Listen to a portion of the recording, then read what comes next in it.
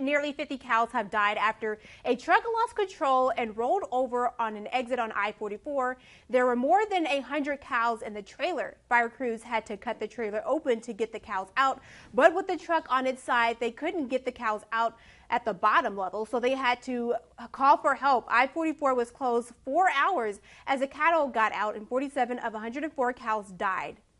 And federal regulators have soundly rejected an airline's controversial request to slash commercial pilot hiring standards in half to address the pilot shortage. Regional airline Republic Airways asked the Federal Aviation Administration in April to allow graduates of its own Lift Academy to become airline co-pilots with just 750 hours of flight experience. Now that's half of the 1,500 flight hours currently required of new airline pilots. The FAA said it denied the request after it determined the airline's new training program does not provide an equivalent level of safety as 1,500 hours of flight experience does. Republic says it operates 1,000 daily flights for American Eagle, Delta Connection, and United Express, and the Regional Airline Association supported the proposal. However, the Airline Pilots Association, which is the largest pilot union, strongly opposed it.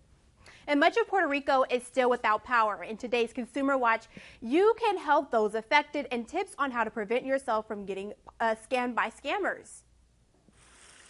As the damage grows, so does the need in Puerto Rico after Hurricane Fiona left a massive path of destruction. We are still in the zone of danger and not out and about. As charities get operations running to address the catastrophe, the Better Business Bureau says be cautious because scammers are also looking to take advantage of the dire situation. People want to help in any way they can, and sadly, scammers take advantage of that vulnerability to deceive donors. Grassroots organizations on the island are taking donations to help the over 1 million still without electricity and hundreds of thousands without running water.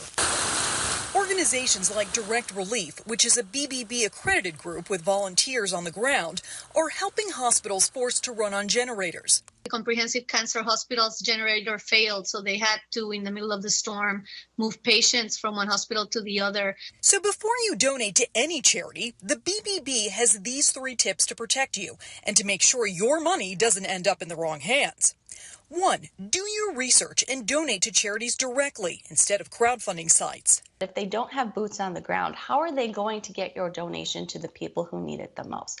Look for experienced charities that can provide fast relief. 2. Use a credit card and avoid sending money via peer-to-peer apps.